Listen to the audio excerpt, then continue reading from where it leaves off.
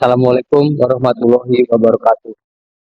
Marilah kita panjatkan puji syukur kehadirat Allah Subhanahu wa taala karena sampai pada detik ini kita masih diberi nikmat yang tiada tara. Salah satunya nikmat sehat dan nikmat tempat sehingga kita semua dapat hadir di sini dalam keadaan sehat walafiat dan tidak akan satu apapun. Pada kesempatan kali ini izinkan saya menyampaikan untuk mengenai iman kepada koda dan kodor. Iman kepada koda dan kodor merupakan satu masalah usul atau pokok dalam Islam. Iman seorang hamba tidak akan sempurna kecuali mesti beriman kepadanya. Diriwayatkan oleh Umar bin Khattab bahwa ketika Rasulullah Shallallahu Alaihi Wasallam ditanya oleh Jibril alaihi salam tentang iman, beliau bersabda, kau beriman kepada Allah, para malaikat, kitab-kitabnya, para rasulnya, hari akhir, dan engkau beriman kepada takdirnya yang baik maupun yang buruk. Hadis riwayat Muslim. Adapun dalil-dalilnya cukup banyak.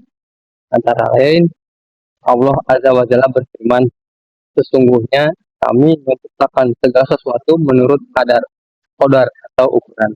Al-Qamar ayat 49. Di ayat yang lain, Allah Subhanahu wa taala juga berfirman, dan adalah ketetapan Allah itu suatu ketetapan yang pasti berlaku. Surat Al-Ahzab ayat 38.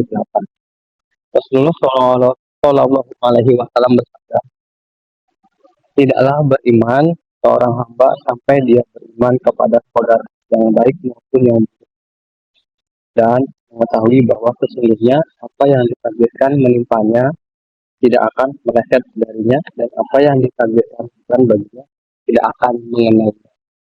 Hadis riwayat Tirmidzi disaksikan oleh Al-Albani. Singkatan beriman kepada takdir.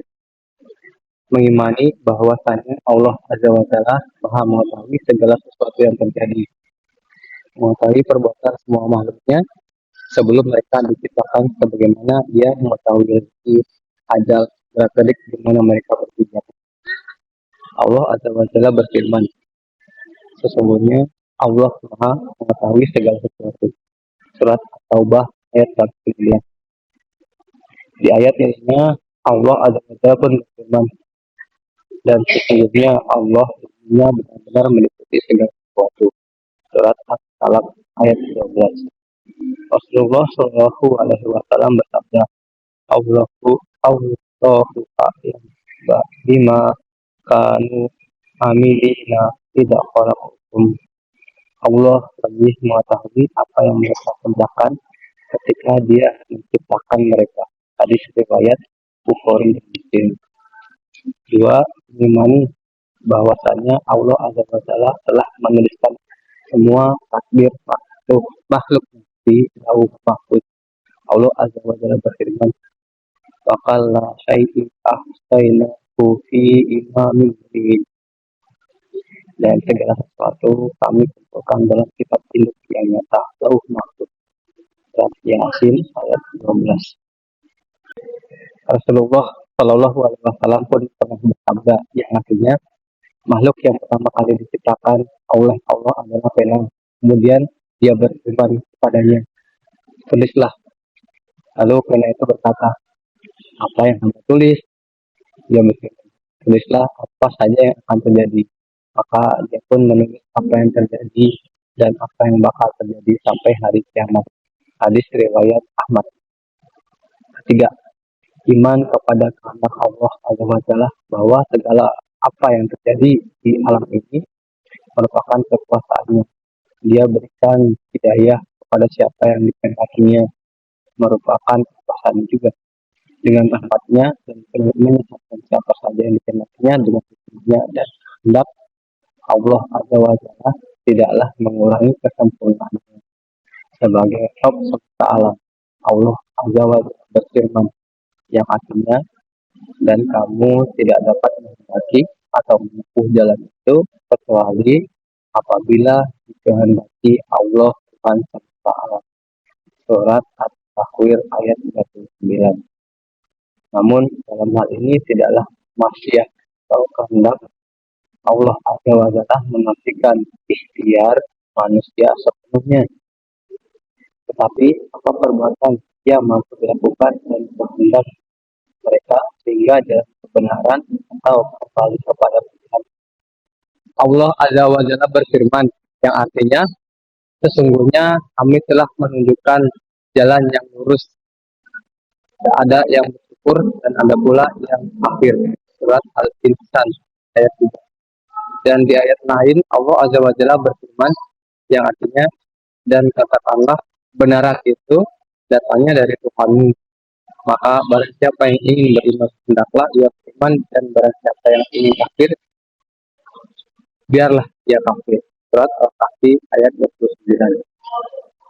Mengimani bahwasanya Allah Azza wa Jalla adalah pencipta segala sesuatu, tidak ada khalik lainnya dan tidak ada roh lainnya. Allah Subhanahu wa Ta'ala berfirman yang artinya Allah menciptakan segala sesuatu, Dia memelihara segala sesuatu. Surat Az-Zumar ayat 62. Macam-macam takdir.